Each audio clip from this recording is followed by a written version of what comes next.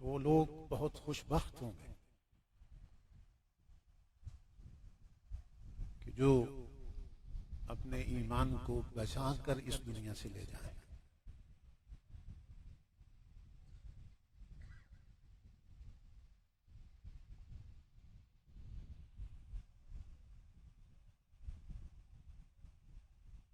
क्योंकि इस दौर में और हर चीज की फिक्र है, लेकिन अगर नहीं है तो लोगों को अपने अकीदे और ईमान की फिक्र नहीं।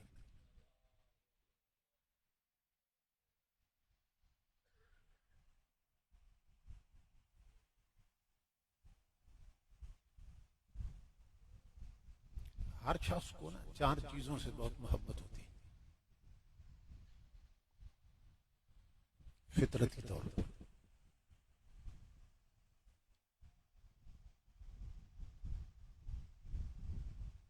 एक, हर शख्स को अपने वतन से मोहब्बत होती है।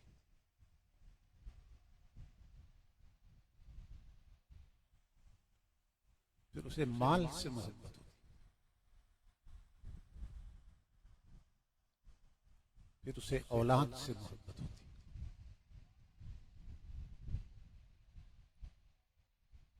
और उसे अपनी जान से मोहब्बत होती है।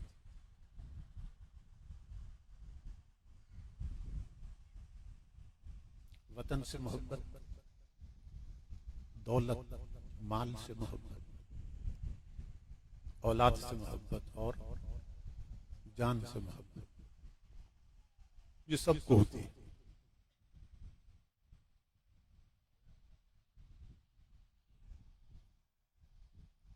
अगर हम अपनी मोहब्बत को इसी दर्जे पे रखें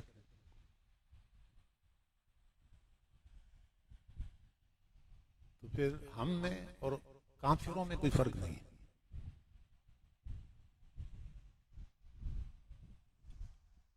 इसलिए कि अगर हमें अपने वतन से मोहब्बत है तो काफिरों को भी अपने वतन से मोहब्बत होती है। हमें अगर माल से मोहब्बत है तो काफिरों को भी माल से मोहब्बत होती है। हमें अपनी औलाद से मोहब्बत है तो काफिरों को भी औलाद से मोहब्बत होती है। हमें अपनी जान से मोहब्बत है तो काफिरों को भी अपनी जान से मोहब्बत होती है। अगर मोहब्बतें इसी दर्जे तक रह जाए फिर उनमें और हम में कोई फर्क नहीं। लेकिन एक पांचवी मोहब्बत है जो नसीब न हो तो काफिर रहता है और नसीब हो जाए तो मोमिन होता है।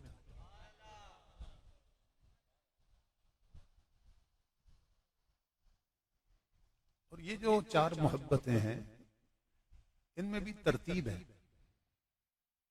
इसके भी दर्जे हैं। वतन से मोहब्बत होती लेकिन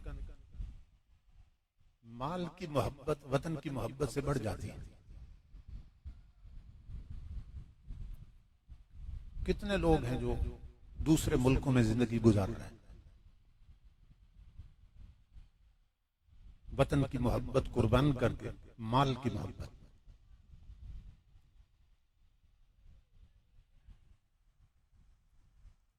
तो वतन से माल की मोहब्बत बढ़ गई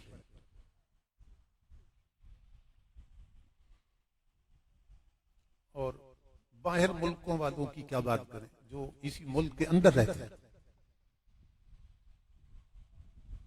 उनमें भी जो हराम खोर है, रिश्वत खोर है और गरीबों का खून पी रहे हैं और तजौरियों पे सांप बन के बैठे,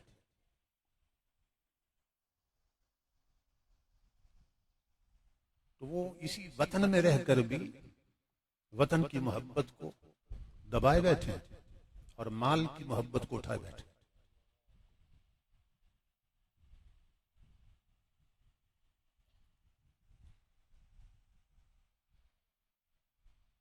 तो माल की मोहब्बत वतन की मोहब्बत से बढ़ जाती है। वतन टूटता है तो टूट जाए, मुल्क बर्बाद होता है तो हो जाए, मगर माल हाथ से न जाने पाए।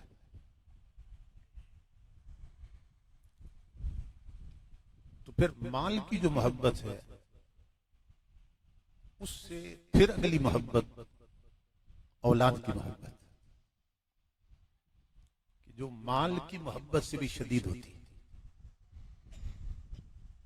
इंसान की औलाद पे कोई मुसीबत आ जाए तो इंसान कहता है कि मेरा माल लग जाए मगर मेरी औलाद बच जाए। तो वतन की मोहब्बत माल की मोहब्बत पे कुर्बान हो जाती है, और माल की मोहब्बत फिर औलाद की मोहब्बत पे कुर्बान हो जाती है।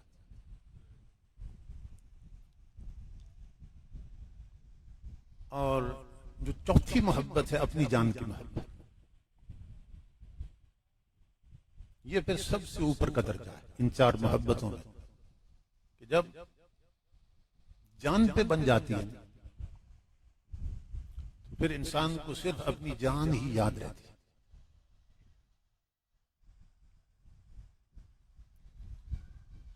कुरान पाक ने इसका नक्शा खींचा है कि क़यामत के दिन क्या होगा। यौमा यफिर्रुल मरउ मिन अखीहि व उम्मिहि व अबीहि व साहिबतिहि व बनीहि, जिस दिन इंसान की जान पे बनी होगी, हर एक की जान पे बनी होगी, उस दिन नफ्सी नफ्सी की पुकार होगी। हर शख्स अपने भाई से भी भागेगा। यौमा यफिरुल मरउ मिन अखीहि व उम्मिहि, मां से भी भागेगा, व अबीहि, बाप से भी भागेगा, व साहिबतिहि व बनीहि, अपने घर वालों से भागेगा, अपनी औलाद से भागेगा। और हर कोई इस तलब में होगा कि मेरी जान बच जाए।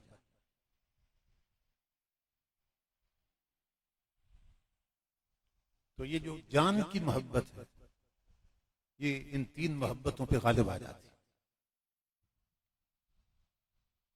तो इस दर्जे तक मोहब्बतें रहें तो फिर काफिरों में और हम में कोई फर्क नहीं। मुसलमान कौन है कि जिसको पांचवी मोहब्बत नसीब होती है, और वो कौन सी मोहब्बत है? वो ईमान की मोहब्बत, खुदा की मोहब्बत, मुस्तफा की मोहब्बत सल्लल्लाहु अलैहि वसल्लम, कि जब इस मोहब्बत पे आंच आने लगती है तो इंसान कहता है मेरा वतन भी कुर्बान हो जाए, हाँ मक्के जैसा ही क्यों ना हो, वतन भी कुर्बान हो जाए।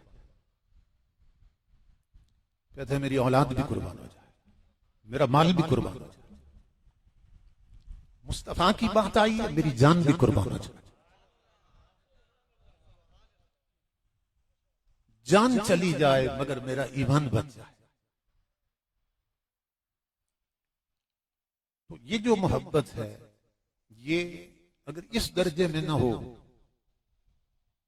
तो फिर कोई मोमिन ही नहीं हो सकता। इस दौर में ये जो सबसे कीमती मोहब्बत है ना, इसी पे हमला हो रहा है।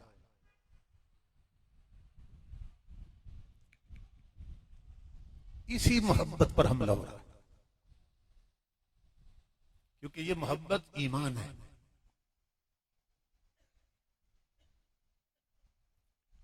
और ये सिर्फ अहले सुन्नत को नसीब है।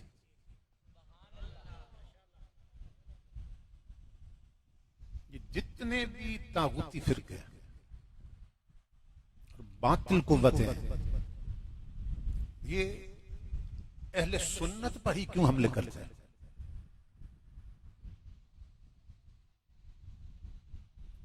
उसका सबब यह है, बुजुर्ग फरमाते हैं कि जहां टूटा हुआ मकान हो, टूटी हुई चारपाई पड़ी हो, टूटी हुई हिंडिया पड़ी हो, आपने कभी नहीं सुना होगा कि वहां कभी डाका पड़ा।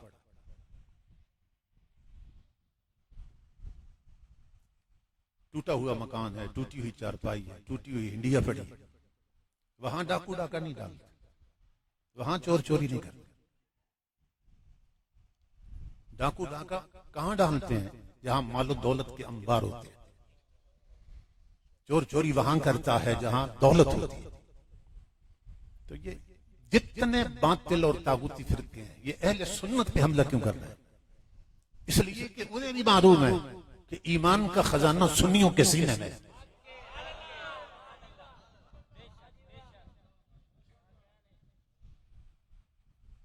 ये खजाना इन दीवानों के पास, तो इसलिए इस खजाने पे हमला किया जाए। अगर ये जलसे ना हो तो फिर हमारा ईमान भी महफूज न रहे, और ये जलसे कराने वाले ना हो तो हमारा ईमान भी महफूज न रहे। कि बहुत से लोग हैं कि जिनके ईमान की कीमत चावलों की एक प्लेट बन जाती है।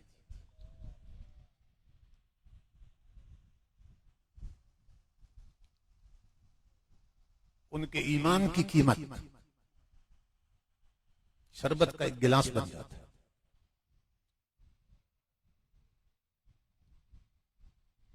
और ईमान कितना कीमती है। हुज़ूर अलैहिस्सलातु वस्सलाम मैदान जंग में एक सहाबी हजरत अबू बैदा रजी अल्लाह ताला एक बंदे का सर काट के हुजूर के कदमों में रख देते। इमामुल अंबिया फरमाते हैं, अबू बैदा किसका सर है? वो अर्ज करते हैं, आका तेरी जुल्फों की कसम, सगे बाप का सर काट लाया।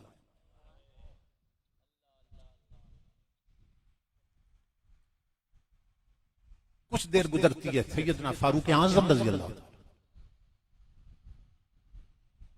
एक बंदे का सर काट के हुजूर के कदमों पर रख देते। इमामुल अंबिया फरमाते हैं, उमर किसका सर लाया?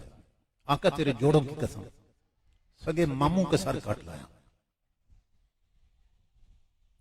एक और गज़वे में एक जवान सहाबी है और जवान का सर काट के हुजूर के कदमों में रख देते। इमामुल अंबिया फरमाते हैं, मेरे गुलाम ये किसका सर काट लाया? आका तेरी जुल्फों की कसम, सगे भाई का सर काट लाया। इमामुल अंबिया का सवाल था तीनों से कि सर काटते वक्त तुम्हारे हाथ नहीं कांपते थे? तुम्हारा दिल नहीं लड़ जाता कि ये बाप का सर है, ये मामू का सर है, ये भाई का सर है?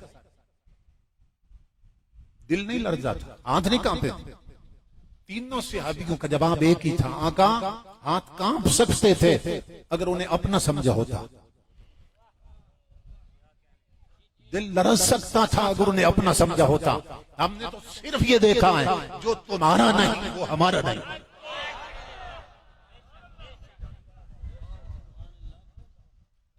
ये है ईमान। इसी तकड़ी पर अपने ईमान को तोलते रहा कर। मदीने के ताजदार, जो तुम्हारा नहीं वो हमारा नहीं, और जो तुम्हारा है वो हमारा। जो तुम्हारे दर का गुलाम है वो हमारे सर का इमाम है।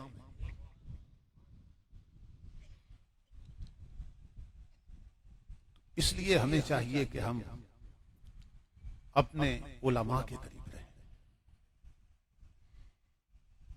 सोशल मीडिया पे नए नए फितने उठ खड़े हो रहे हैं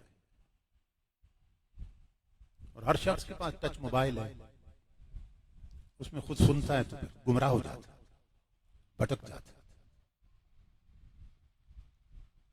तो सिर्फ अपने उलमा तक अपने आप को महदूद रखें। जब दज्जाल आएगा ना, नबी अकरम सल्लल्लाहु अलैहि वसल्लम फरमाते हैं वो काफिर होगा, उसकी पेशानी पे लिखा होगा काफिर। एक नेगेटिव पावर है। पत्थरों को इशारा करेगा तो उनसे पानी के चश्मे जारी हो जाएगा, हाथ से इशारा करेगा तो बादल आ जाएगा, खुश्क जमीन को इशारा करेगा तो सब्जा निकल आएगा। अब ये गौर से सुनिए, इमामुल अंबिया फरमाते हैं कुछ लोग घरों से निकलेंगे उसका तमाशा देखने के लिए, घरों से निकलेंगे, कहेंगे हमें मालूम है वो काफिर है, लेकिन देखते हैं कि पानी कैसे निकालता है पत्थरों से, सब्जा कैसे होता है, बादल कैसे लाता है, क्योंकि उन्हें तमाशे देखने की आदत होगी। तो इमामुल अंबिया फरमाते हैं वो लोग उसका तमाशा देखने जाएंगे, लेकिन हाल ये होगा जब घरों से जाएंगे तो मोमिन होंगे, पलट के आएंगे तो काफिर हो चुके होंगे।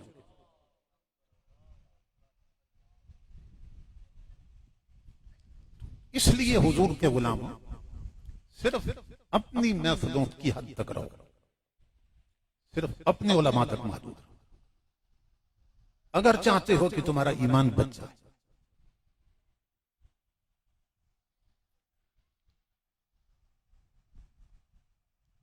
कि करबला में इतनी बड़ी कुर्बानी क्यों दी गई थी?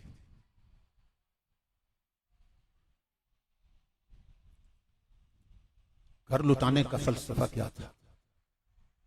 बच्चे कुर्बान करने का फलसफा और मकसद क्या था?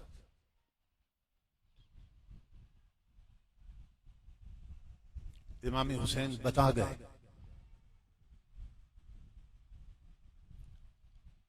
हजरत अकबर जैसा जवान कटा।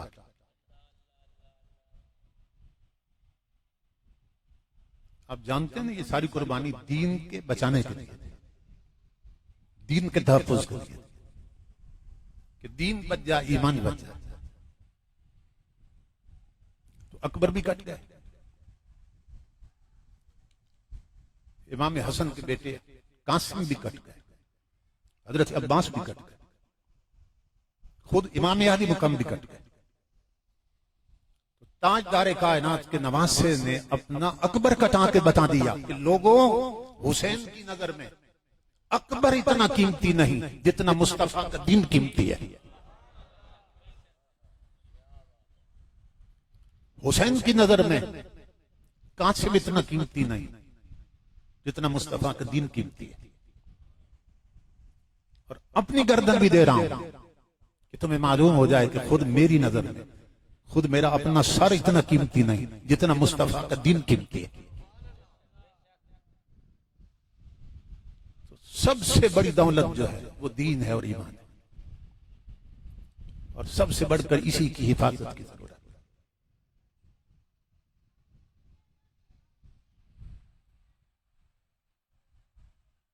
मैंने इस मकसद के लिए कुरान हकीम के जो अल्फाज तिलावत किए,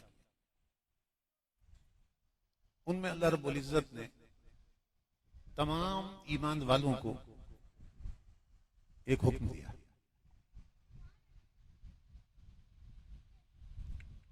ए ईमान वालों, जब मुश्किल बन जाए, जब कोई मुसीबत आ जाए, जब परेशानी आ जाए, तो दो काम ना छोड़ दो। ए ईमान वालों, या अय्युहल्लज़ीना आमनू इस्तईनू बिस्सब्र वस्सलाह। जितनी बड़ी मुसीबत आ जाए, जैसे हालात बन जाए, तो तुमने न सब्र छोड़ना है और न नमाज छोड़नी।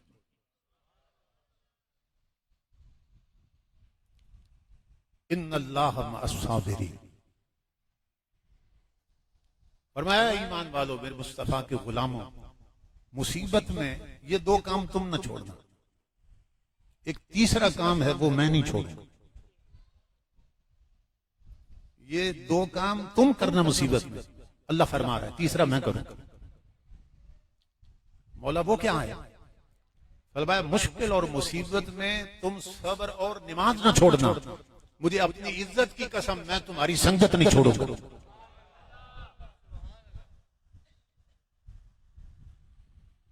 ए ईमान वालों, मुसीबत में ये दो काम नहीं छोड़ना।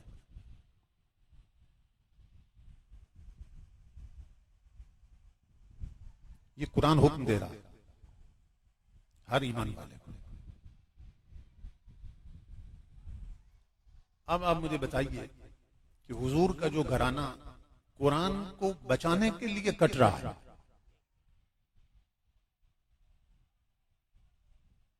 जो घराना कुरान के हिफाजत में कुर्बान हो रहा है, तो क्या उसका अपना किरदार कुरान के खिलाफ हो सकता है?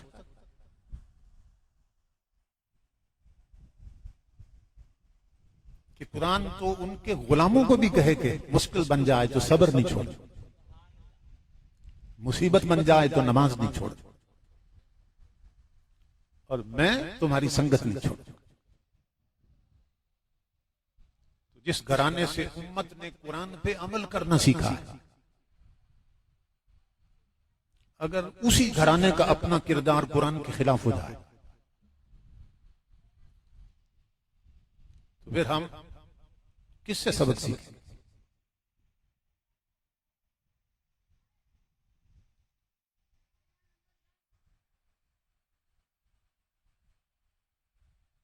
अल्लामा इकबाल ने बड़ी खूबसूरत बात की। इकबाल कहता है कि रमज़ कुरान अज हुसैन आमोख्ते रज़ी अल्लाह ताला।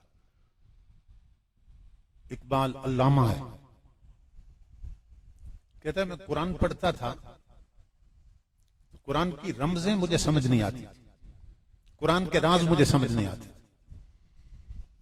इकबाल तुझे कुरान के राज कब समझ आए?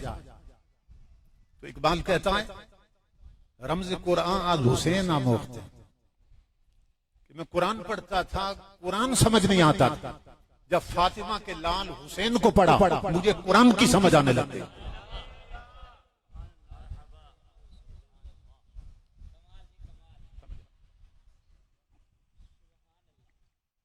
कुरान पढ़ता था, बाद आयतों से पर्दे नहीं हटते थे, राज नहीं मालूम आते थे, लेकिन जब फातिमा के लाल हुसैन को पढ़ा तो मुझे कुरान की समझ आने लगी। क्यों? इसलिए कि उस घराने का ताल्लुक ही कुरान से इतना पक्का है कि कुरान से जुदा करके उन्हें समझा ही नहीं जा सकता।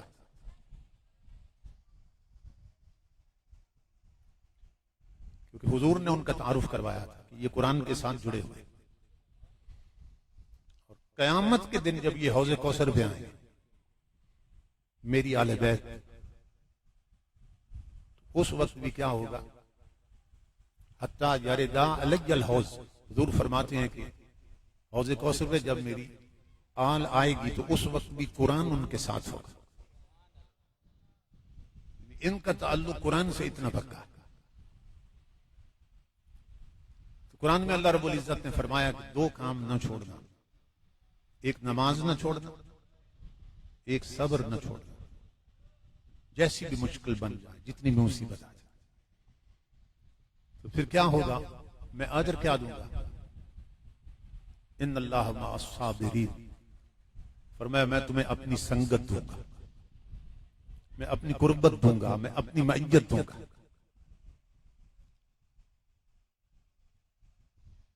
दो चीजों का जिक्र किया, सब्र और नमाज न छोड़ना।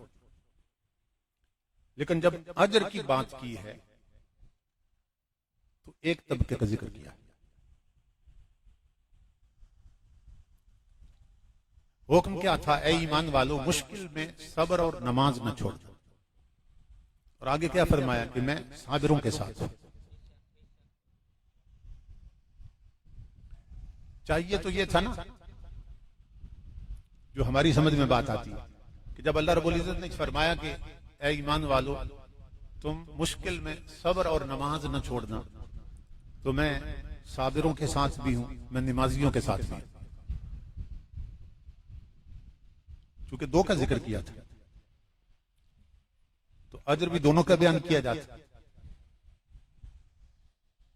लेकिन हुक्म दिया है सब्र और नमाज का, और अजर बयान किया साबिरों का।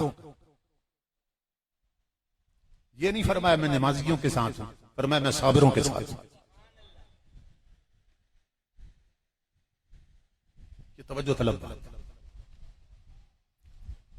अलग से नमाजियों का जिक्र क्यों नहीं किया था? ये बताना चाहता है कि हर चीज का एक सब्र होता है।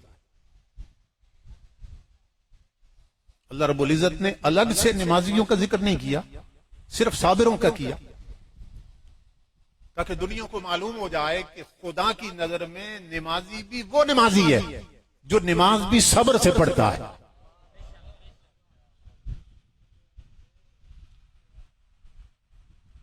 नमाजी वो नमाजी है जो नमाज भी सब्र से पढ़ता है। हुज़ूर सल्लल्लाहु अलैहि वसल्लम ने एक दफा सहाबा के सामने एक ऐसी बात की, सहाबा हैरान हो गए। हुजूर ने फरमाया, मेरे सहाबियों, चोर सारे ही बुरे होते हैं, लेकिन वो साथ हुजूर ने फरमाया नमाज का चोर सबसे बुरा होता है। तो सहाबा हैरान हुए कि या रसूल अल्लाह सल्लल्लाहु अलैहि वसल्लम, माल की चोरी तो समझ में आती है, किसी का माल चोरी हो गया, तो नमाज की चोरी कैसे होती है? तो इमामुल अंबिया ने फरमाया कि जो रकू और सजदा सब्र से नहीं करता ना, सिर्फ टकरे मारता है, हुजूर ने फरमाया वो नमाज का चोर होता है।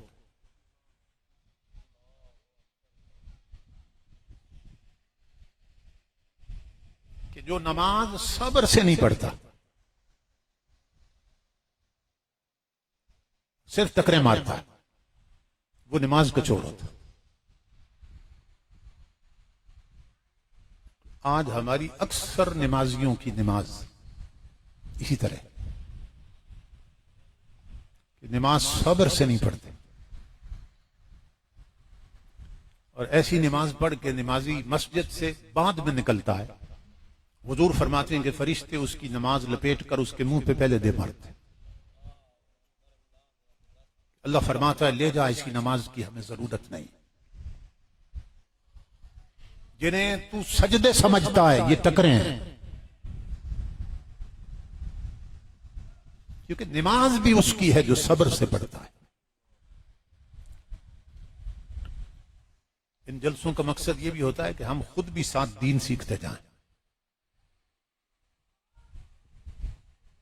तो कोशिश करें कि नमाज भी सब्र के साथ पढ़ी जाए और वुजू भी सब्र के साथ किया जाए, कि कोई जगह खुश्क न रह जाए।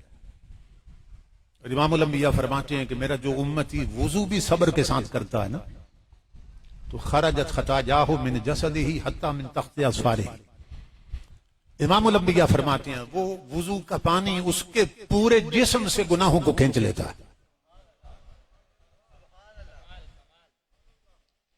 हत्ता मिन तख्ते अस्फारिही, हुजूर फरमाते हैं ये जो नाखिन है ना, नाखिन, इनके नीचे भी कोई गुनाह छुपा हुआ हो, वुजू का पानी उसे भी निकाल लेता है। कि वो वुजू जो सब्र से किया जाता है, ठहर ठहर के, ताकि कोई जगह खुश्क न रह जाए, सुन्नत के मुताबिक, तरीके के मुताबिक। तो इसलिए अलग से नमाजियों का जिक्र नहीं किया, फरमाया नमाज भी उसकी है जो सब्र से पढ़ता है। तो अल्लाह रब्बुल इज्जत ने फरमाया कि मेरी संगत भी साबिरों के साथ। और फिर आगे क्या फरमाया वबश्शिर साबिरीन,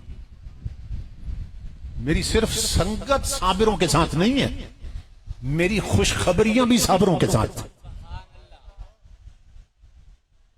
मेरी बशारतें भी साबिरों के साथ।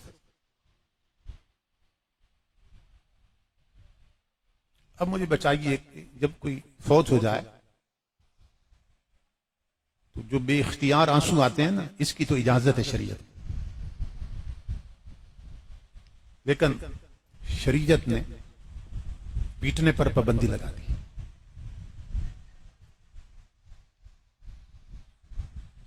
मैयत पे आप मातम नहीं कर सकते, कपड़े नहीं फाड़ सकते, और इतनी सख्त वईद सुनाई है हुजूर ने, बुखारी शरीफ की हदीस, फरमाया फलैसा मिन्ना, बात ही यहां से शुरू की हुजूर, मन ज़रबल खुदूदा वशक्कल जुयूबा वदआ बिदावल जाहिलिया। इमामुल अंबिया फरमाते हैं कि मुसीबत के वक्त जो मातम करे, मुंह पे थप्पड़ मारे, और मुसीबत के वक्त जो कपड़े फाड़े, और मुसीबत के वक्त जो दौरे जाहिलियत की तरह बैन करे, इमाम अल-अंबिया फरमाते हैं उसका मेरी उम्मत से कोई ताल्लुक नहीं है।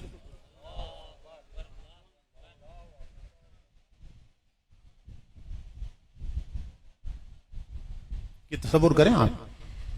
फरमाया फलैसा मिन्ना, उसका मेरी उम्मत से कोई ताल्लुक नहीं, वो मेरा नहीं है। कि जो मातम करे,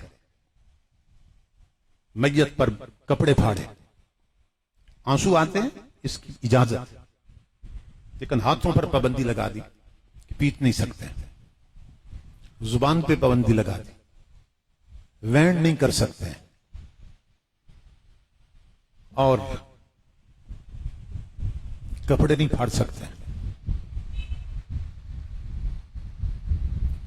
यहां लफ्ज क्या है? फलैसा मिन्ना, कि वो मुझसे नहीं है। जो मैयत पर मातम करे वो मुझसे नहीं है। और इमाम हुसैन के बारे में हुजूर ने क्या फरमाया? फरमाया अल हुसैन मिन्नी। समझ रहे? फरमाया जो मातम करे वो मुझसे नहीं है और हुसैन मुझसे है। इमाम अली मुकाम ने अपने बच्चे कटवा कर भी मातम नहीं किया ताकि दुनिया को मालूम हो जाए मैं फलैसा मिन्ना वाला नहीं, मैं हुसैन मिन्नी वाला हूं।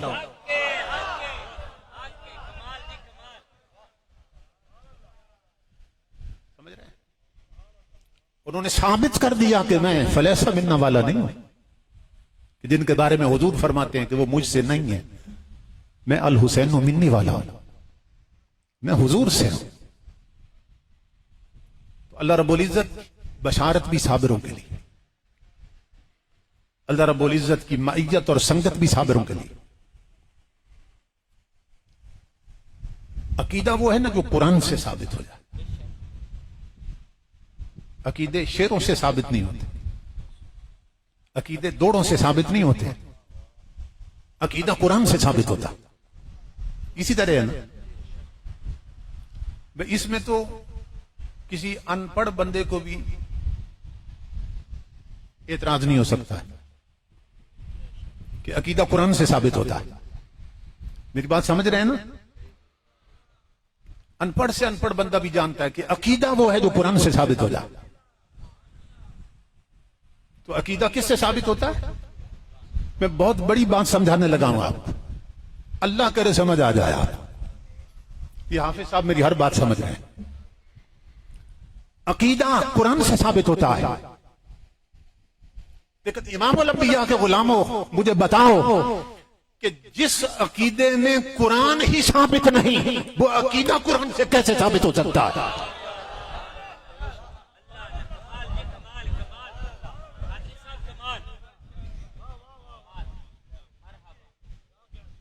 समझ आ रही है आपको? कि जिस अकीदे में कुरान साबित नहीं, वो अकीदा कुरान से कैसे साबित हो सकता?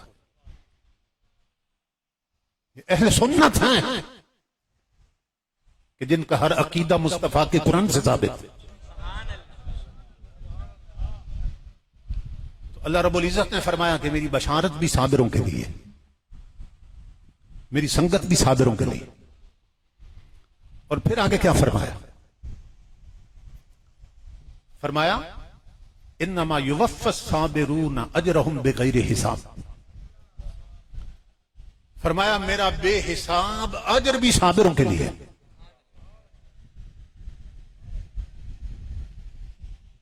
मेरी बशारत भी साबिरों के लिए, मेरी संगत भी साबिरों के लिए, मेरा बेहिसाब अजर भी साबिरों के लिए। और फिर आगे जाइए कुरान में अल्लाह रब्बुल इज्जत ने फरमाया, अल्लाह पाक ने फरमाया, नबियों के नाम लिए, कुछ नबियों के नाम लिए, और नाम लेने के बाद अल्लाह ने फरमाया कुल्लुम मिनस साबिरीन। फरमाया मेरे जितने नबी गुजरे हैं इनमें पीछने वाला कोई भी ना था, सारे सब्र करने वाले थे।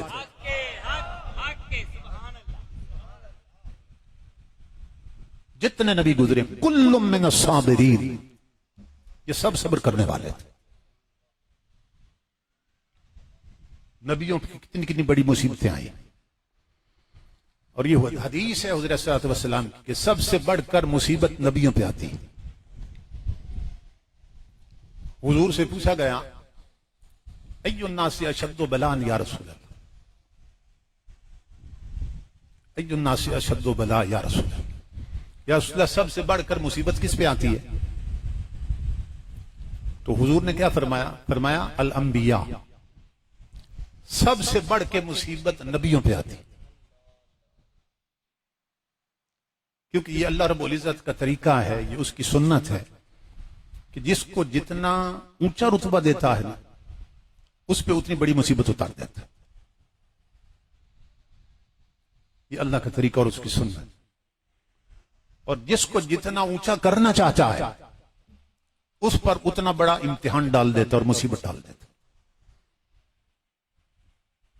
ये अल्लाह की सुन्नत है। अब बताइए कि नबियों और रसूलों में सबसे ऊंचा कौन है? ये तो हुजूर ने बताया ना कि सबसे बढ़ के मुसीबतें नबियों पे आती हैं क्योंकि वो सबसे ऊंचे हैं। अब नबियों में सबसे ऊंचा कौन है? हमारे नबी सल्लल्लाहु अलैहि वसल्लम।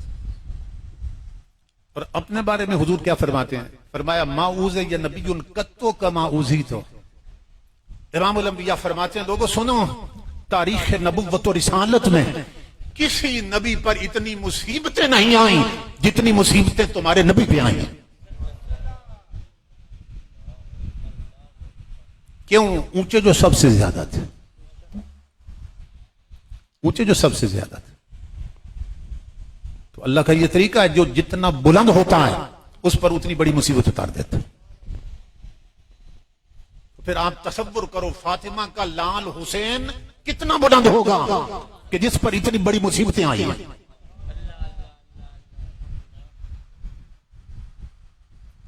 कितने बुलंद हो गए कि हुसैन बुलंदियों में घिरा हुआ था। किसी ने बड़ी खूबसूरत बात की है, वो कहता है दोशे नबी से नोके सिना तक गया हुसैन। फातिमा का लाल हुसैन ये बुलंदियों में पैदा हुआ था, बुलंदियों में घिरा हुआ था। दोशे नबी से नोके सिना तक गया हुसैन। हुसैन जहां भी रहा बुलंद रहा है। जब मदीने में था तो मुस्तफा के कांधों की बुलंदी पे था, करबल में था तो ये नेजे की बुलंदी पे थे।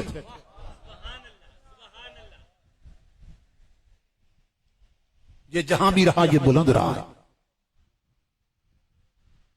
बुलंदियां इनका मुकद्दर बन गई थी। तो चूंकि इतने ऊंचे थे तो अल्लाह रब्बुल इज्जत ने फिर इतनी बड़ी मुसीबतें उतार दी। नबी अकरम सल्लल्लाहु तआला अलैहि वसल्लम ने बचपन में खबर दे दी थी कि मेरे इस बेटे ने शहीद होना। ये तो आप सुनते रहते हैं ना, उलमा बयान करते रहते हैं कि इमाम हुसैन अभी बच्चे थे और हुजूर की झोली में खेल रहे थे कि इमाम आली मुकाम की गर्दन पर हुज़ूर सल्लल्लाहु अलैहि वसल्लम ने बोसा दिया और आंखों से आंसू आ गए। तो हजरत उम्मे सलमा पास मौजूद थी। उन्होंने पूछा कि या रसूल अल्लाह सल्लल्लाहु अलैहि वसल्लम, आप हुसैन गर्दन पे अक्सर बोसा देते, लोग अपने बच्चों के नवासों के मुंह चूम लेते हैं, पेशानी चूम लेते हैं, सर चूम लेते हैं, आप अक्सर हुसैन की गर्दन क्यों चूमते हैं? तो इमामुल अंबिया की हदीस ये थी, फरमाया या उम्मा सलमा इन नबनी हाजा युक्तलु बिअर्दी युकालु लहा करबला। फरमाया ऐ उम्मे सलमा, जिसको तू इस वक्त मेरी झोली में देख रही है, मैं इसे मैदान करबला में देख रहा हूं। और जिस मकाम पर इस वक्त मैं बोसे दे रहा हूं, गर्दन के इस मकाम पर यजीदियों की तलवारें चल जाएंगी।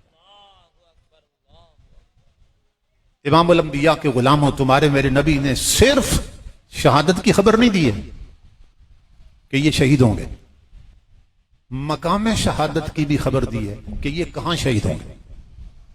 जो कालो लहा करबला, फरमाया ये करबला में शहीद हो जाए। ये हुजूर ने खबर दी है। अब मुझे बताइए कि हुजूर को किसने खबर दी थी?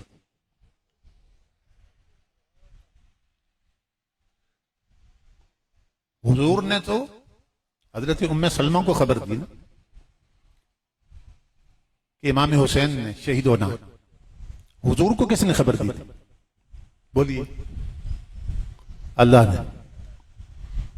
अल्लाह ने खबर दी थी हुजूर को कि आपके इस बेटे ने शहीद होना है।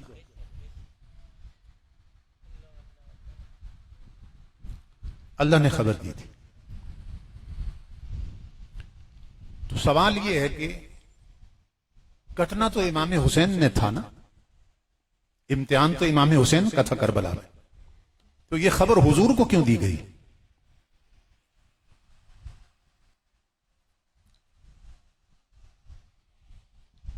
कुर्बान तो उन्होंने होना था,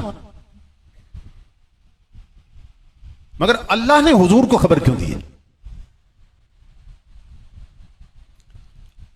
अल्लाह रब्बुल इज्जत ये बताना चाहता है लोगों, मैं महबूब को खबर इसलिए दे रहा हूं कि ये जो करबला आने वाली है फातिमा के लाल पर, ये सिर्फ हुसैन का इम्तिहान ही नहीं, ये मेरे मुस्तफा का इम्तिहान भी है।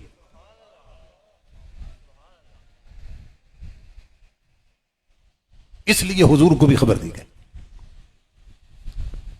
कि मैं खबर देता हूं महबूब को कि हुसैन ने करबला में शहीद होना। तो देखता हूं कि महबूब क्या कहता है।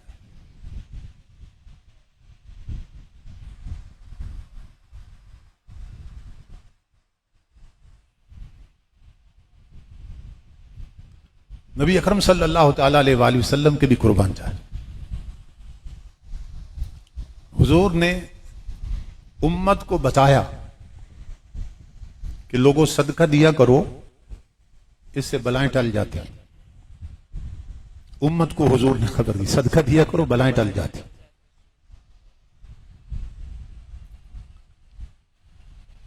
अगर हुजूर के हाथ उठ जाते कि मौला मेरे बच्चों पे ये मुसीबत ना आए, तो तकदीर ना बदल जाती। लेकिन जिंदगी भर हुजूर ने दुआ नहीं मांगी।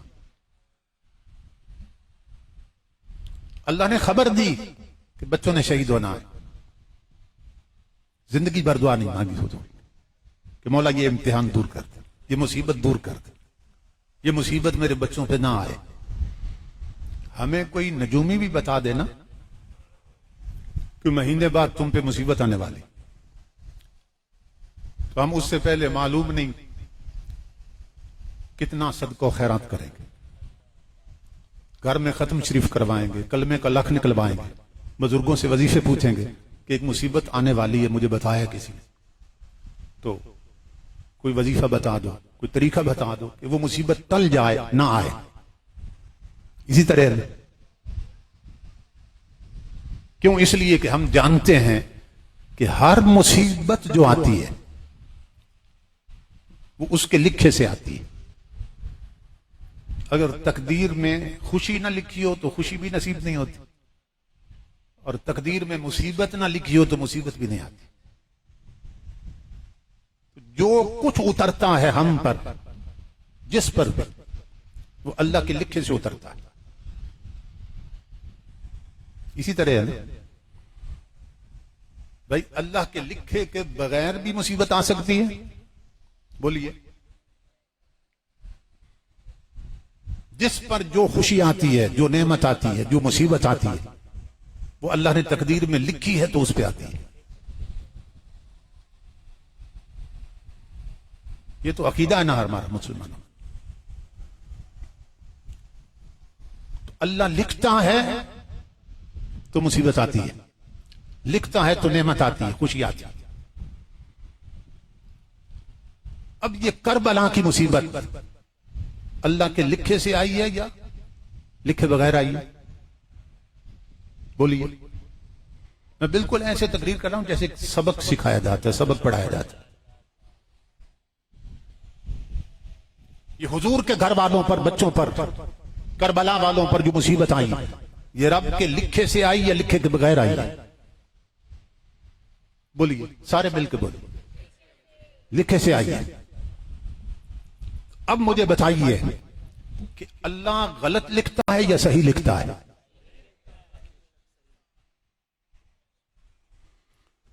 हर मुसीबत उसके लिखे से आती है और वो जो लिखता है सही लिखता है।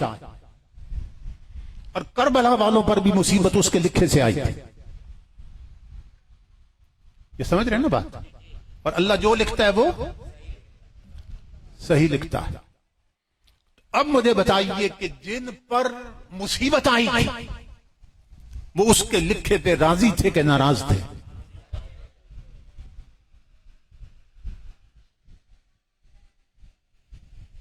जिन पर मुसीबत आई है वो उसके लिखे पे राजी थे या नाराज थे? राजी थे। तो सवाल ये है कि जब वो उसके लिखे पर राजी थे तो हम क्यों मुंह सुजाए फिरते हैं?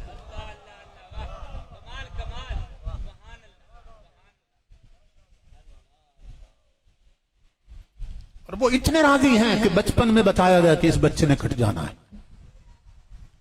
उन्होंने जिंदगी भर दुआ नहीं मांगी मौला बच्चों से मुसीबत दूर कर।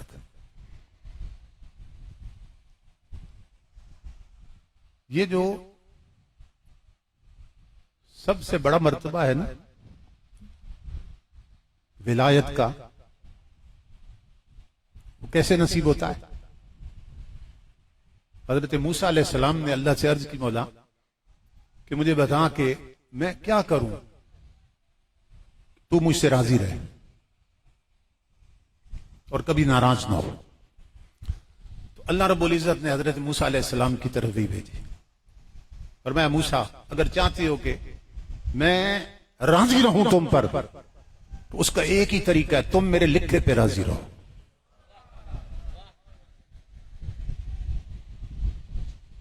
जितने औलियाए किराम हैं, जिन जिन की किताबें छपी हुई हैं, आप उनके मलफूजात देख लें, उनकी किताबें देख लें। हर किताब में एक चैप्टर है रजा बिल कजा का।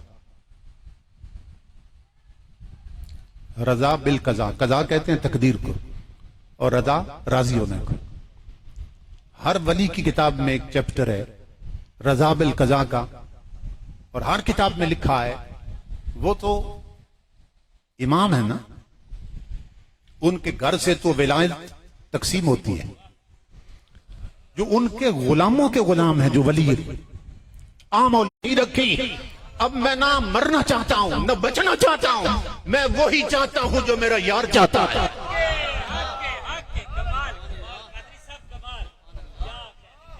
समझ रहे? ये इमाम आली मुकाम के गुलामों के गुलामों के गुलामों का मकाम है। तो फातिमा के बेटों का मकाम क्या होगा?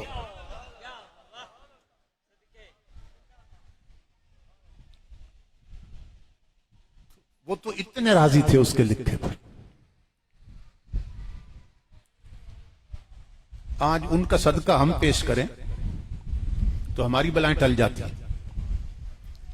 उनके नाम का सदका हम पेश करें तो हमारी बलाएं टल जाती। तो उनके अपने हाथ उठ जाते तो तकदीर ना बदल जाती।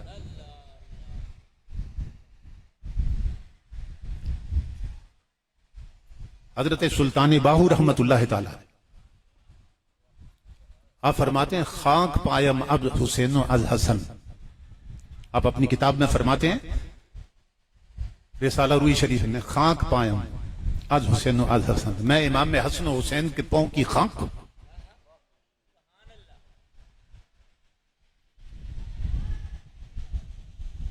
सुल्तान और आरिफीन बैठे हुए थे।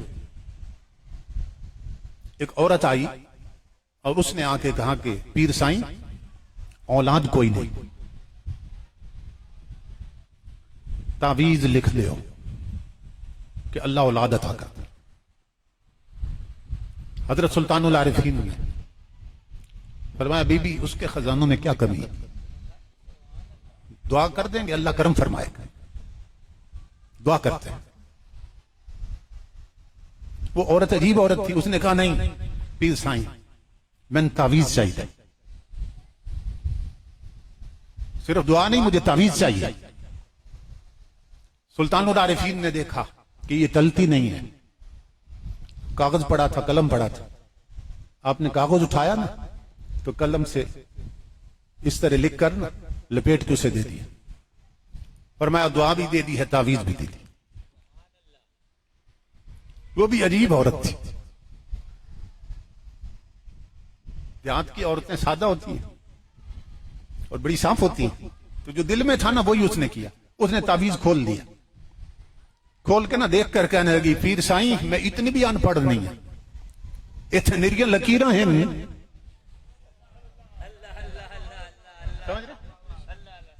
वो औरत कहने लगी पीर साईं मैं इतनी भी अनपढ़ नहीं है, मैंने कहा तावीज लिख दो, तो उसने लकीरा मार दी। और पीर साईं ये तो निरियां लकीर हैं।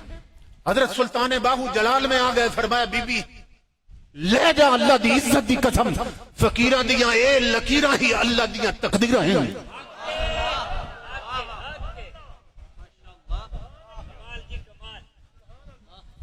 मैं ले जाऊं फकीरों की ये लकीरें ही खुदा की तकदीर है।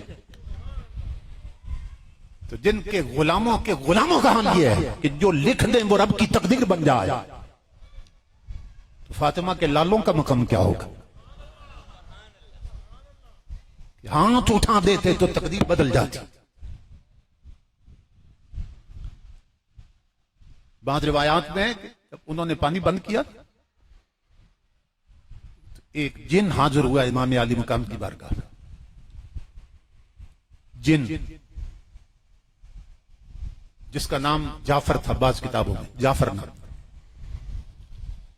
उसने आके अर्ज की इमाम अली मकाम से कि मैं आपके नाना जान का गुलाम हूं, जिन्होंने आप पे पानी बंद कर दिया, पैरा लगा दिया, अगर आप इजाजत दें तो अल्लाह ने मुझे इतनी ताकत दी है कि मैं दरियाए फुरात का रुख खैमों की तरफ कर देता।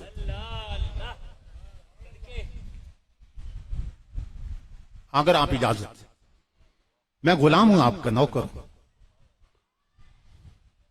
तो मैं एक पांव मारूंगा और दरिया का रुख खैमों की तरफ हो जाएगा, बस आपकी इजाजत चाहिए। इमाम अली मकाम हंस पड़े, पर मैं जाफर तेरी मोहब्बत का शुक्रिया, लेकिन ये बात किसको कह रहा है? हुसैन को। पर मैं जाफर सुन, अल्लाह की इज्जत की कसम तेरी ताकत सिर्फ इतनी है कि तू कदम मारे तो दरिया का रुख हो जाए खैमों की तरफ। मैंने फातिमा का दूध पिया, मैंने मुस्तफा की जुबान चूसी है, अगर मैं इशारा कर दूं तो मैदान करबला में हौज़े कौसर उतर आएगा।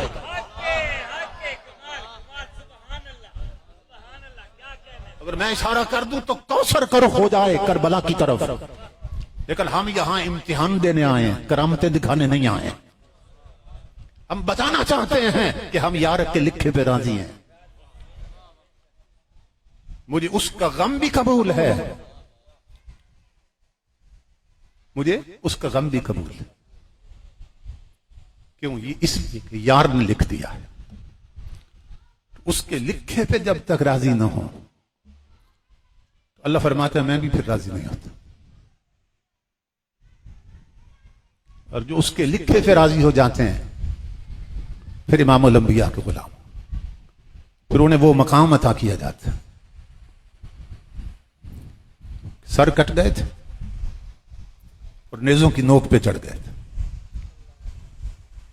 और यजीदी लश्कर वाले खुश हो रहे थे। हुसैन अगर यजीद की बैत कर लेते घर न लुटता, यजीद की बैत कर लेते तो बच्चे न कटते, यजीद की बैत कर लेते तो हुसैन शिकस्त न खाते और यह हाल ना होता। सरे हुसैन था नेज़े की नोक पर और जुबान हाल से कह रहा था जालिमो झूठ मत बोलो, झूठ मत बोलो। फातिमा का दूध पीने वाले कभी हार नहीं सकते, मुस्तफा की जुबान चूसने वाले कभी हार नहीं सकते, कभी शिकस्त नहीं खा सकते। ना जानो देखो अपने सर भी देखो, हमारे सर भी देखो। तुम काटने वाले, हम कटाने वाले। वो काटने वालों तुम्हारे सर फिर नीचे रह गए, हमारे कटा के भी सबसे ऊंचे जा रहे हैं।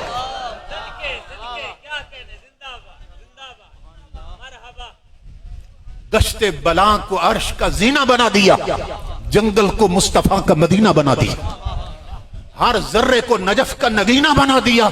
तूने हुसैन मरने को जीना बना दिया।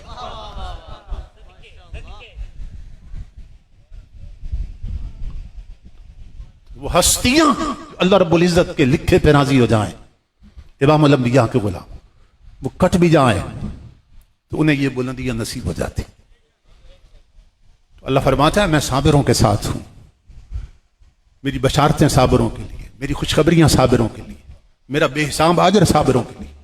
नबियों और रसूलों का किरदार सब्र करना है, और उन्होंने सब कुछ लुटा दिया मगर ना सब्र छोड़ा है ना नमाज छोड़ी।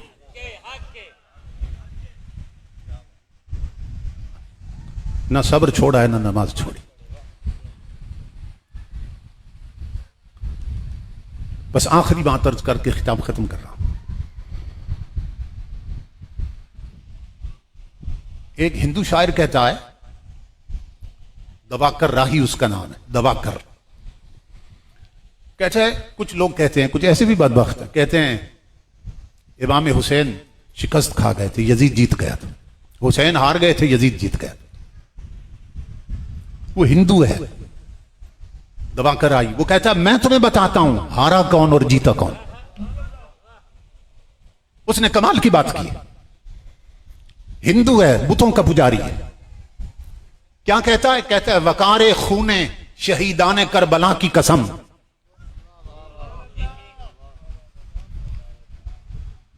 हिंदू है, उसके खुदा कौन है? बुत।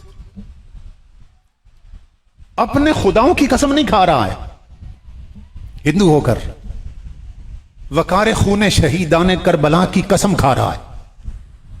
करबला के शहीदों के खून की अजमत की कसम खा रहा है। हर कोई अपने खुदा की कसम खाता है ना, तो बुतों की कसम खानी चाहिए थी उसे, वो उसके खुदा थे। लेकिन आप मुझे कहने दो, जब हिंदू ने मेरे हुसैन को पढ़ा तो उसे अपने खुदा भूल गए।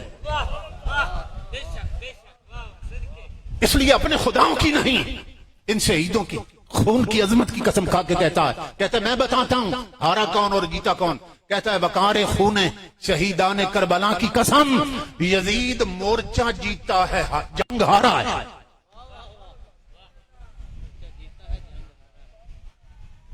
कहता है वकारे खूने शहीदाने करबला की कसम, यजीद मोर्चा जीता है, जंग हारा है। क्या मतलब? मैं आसान करके समझा देता हूं।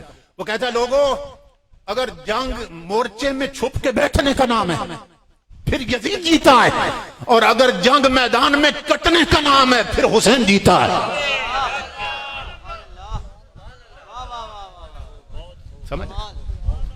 बकारे खूने शहीदान करबला की कसम, यजीद मोर्चा जीता है, जंग हारा है।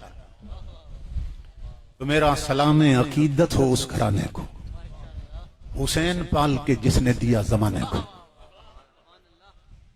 अल्लाह मेरे मोहतरम भाई डॉक्टर मकबूल अहमद साहब हुसैनी को, और मोहतरम वाजिद हुसैनी साहब को, और जिनके घर में मैं ठहरा वो बुजुर्ग मोहम्मद हनीफ साहब, और बज़्म फैज़ान मुस्तफ़ा के तमाम कारकुनान, और आप तमाम लोग जो तशरीफ लाए दूर दराज इलाकों से, अल्लाह सबको दारैन की